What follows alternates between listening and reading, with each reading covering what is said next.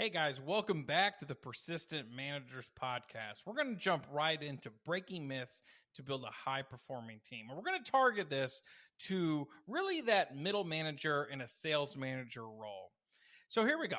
I'm Paul Leon, and again, today's episode is about breaking through some of the most common sales myths that may be holding your team back. You know, as middle managers, you play a crucial role in guiding your sales team's success. You're responsible for building an environment where your team thrives, where communication is clear, and where toxic communication is avoided. But sometimes certain long-held beliefs about what makes a salesperson successful can undermine your efforts and lead to high turnover and low morale. So jumping into today's episode, let's debunk 3 big misconceptions in the sales industry and arm you with the tools to help your team succeed. Topic number one, seniority does not equal success. This is a big one. Let's start with this big misconception. The seniority automatically makes someone the best salesperson. It's easy to think that most seasoned person on your team is your top performer, but that's not always the case. Seniority might give someone a larger pipeline or more experience, but what really makes a salesperson on your team as a middle manager in sales stand out is their ability to adapt and continuously learn. You know, I've seen newer reps outshine more seasoned professionals simply because they were open to new ideas, willing to adjust their approach and stay engaged with clients. And as you really process this, you got to take a step back and say, how can I empower this person? How can I make them stronger? Number 2, sales isn't just for people. So let me say that again. Sales isn't just for people. This is another belief that holds a lot of sales teams back, is the idea that to be a people person, or you gotta be a people person to succeed in sales.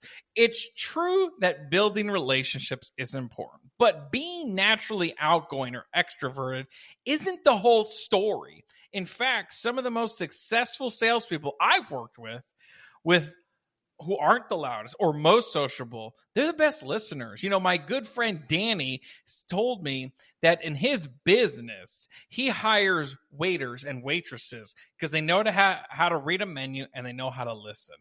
And when you really dive further in how we can understand the customer's pain points, offer those tailored solutions, your clients don't don't want someone like that. They want someone who gets them and solves their problems. Hence why I mentioned my good friend Danny, and shout out to him for giving me that knowledge and nugget of wisdom. You know, as a middle manager, your job is to develop all of your reps, regardless of personality type, behavior type, whatever terminology you use. I don't believe in personality type because that pigeonholes people, put them in boxes. I do have a belief that there are behavior styles, which change based on environment and circumstances. Encourage your team, again, to focus on listening, understanding, and problem solving. Here's a data point. If you were to ask your sales reps, in your last 5 to 10 appointments, did you do 80% of the talking or did the customer? And if they can honestly say within themselves it was them, we got to change the narrative, because we got to create that culture where everyone's strengths are recognized and you will see your team thrive. Lastly, this is a big one. Final myth. Here we go. That can hold your sales team back from recognizing their full potential is that sales is just a numbers game. And that's true. There is a variable to the consultative sales process that, yes, sales is a numbers game. We've all heard that before. But we need to stay active and put the work into focus, because focusing purely on volume alone can be a double-edged sword. It can cut you and cut down your consultative sales process fast.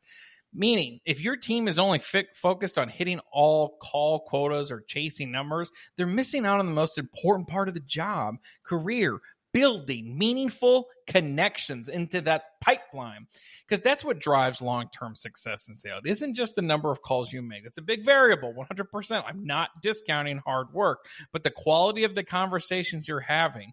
It's about earning trust, solving problems, and offering solutions that lead to lasting relationships and building toward rapport.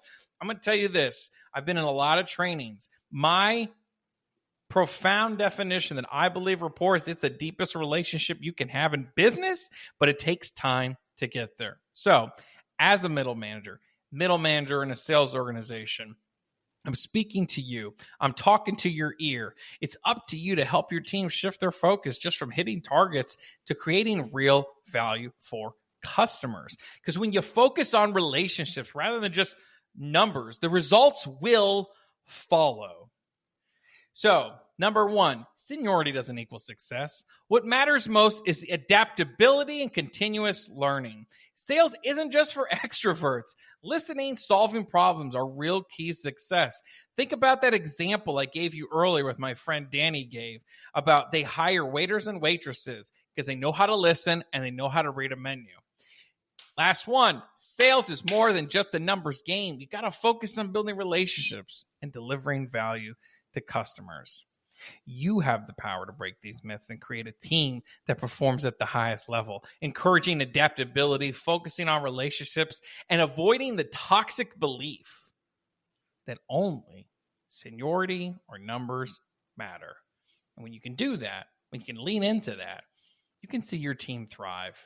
So, thanks for listening to the Persistent Managers Podcast. If you found today's episode helpful, rethink how you're leading your sales team.